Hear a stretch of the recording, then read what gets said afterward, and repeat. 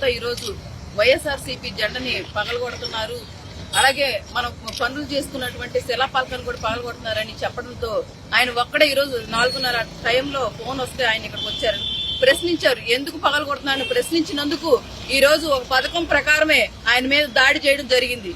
అది చూడండి ఎంతవరకు గాయాలైన, తల మీద అయింది, మెడ మీద కొట్టారు, కావాలని ఒక్కడిని చేసి ఈ కూటమి వాళ్ళంతా కలిసి ఆయన మీద దాడి చేశారు. ఈ రోజు ఆయనకి ఏదైనా జరిగితే నేను మాత్రం ఇక్కడే కూర్చొని ధర్నా చేస్తాను.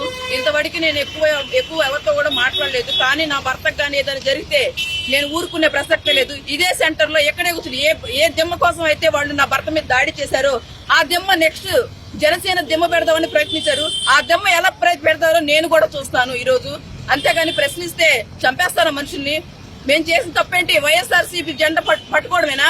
వైఎస్ఆర్సీపీ జెండా పట్టుకున్నంత మాత్రాన మనుషులు చంపేస్తారా? అది ప్రభుత్వం వచ్చి ఎన్నాళ్ళైంది? 1 సంవత్సరం అయిపోయిందా? 6 నెలలు అయిందా? ఎంతకాలం అయిందండి ప్రభుత్వం వచ్చి? 1 నెల అయింది. నెలలో ఎన్ని ప్రాంతాల్లో ఎంత మంది దాడులకు గురవుతున్నారు. వాళ్ళు రక్తం కళ్ళను చూస్తే గానీ వాళ్ళకి మనశ్శాంతి కలగట్లేదు.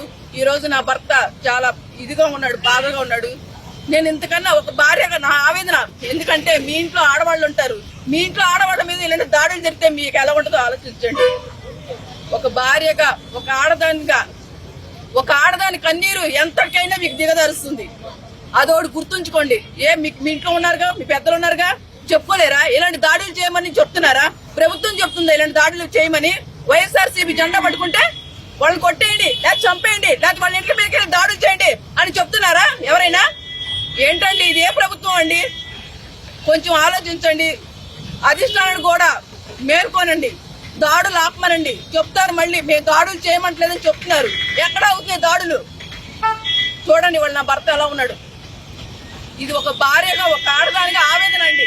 అంటే అర్థం చేసుకోండి. నా భర్త ఏదైతే మాత్రం ఎవరిని విడిపించే ప్రసక్తి అయితే లేదు. ఎవరినైనా ఎదుర్కోవడానికి నేను సిద్ధంగా ఉన్నా. పోలీసుకి ఇంటిమేషన్ ఇచ్చామండి, కేసు పెట్టామండి. ఆ టైంలో నేను మాత్రం ఇంట్లో ఉన్నాను. తను ఒక్కడే వచ్చాడు, ఇక్కడికి ఒక్కడే వచ్చాడండి. ఒక్కడే వచ్చి అడిగినందుకు ఆ సుత్తులు కూడా మీరు పోలీసుల వెహికల్ లో చూడొచ్చు ఎలాంటి సుత్తులు ఉన్నాయో. ఒక దిమ్మ పగలగొట్టాలంటే ఎలాంటి మన వస్తువు వాడతామో మీరు చూడొచ్చు. దేంతో దాడులు చేశారు? సుత్తండి, సమ్మిట అంటండి. 4:30 ప్రాంతాల్లో ఎవరుంటారండి? ఎవరికి వాళ్ళు పడుకుంటారు. 4:30 టైం అంటే కావాలని పథకం ప్రకారం చేసినట్టు లెక్క. అయితే ఏం ఇంట్లో మనుషులకి కొడితే ఎలా ఉంటది?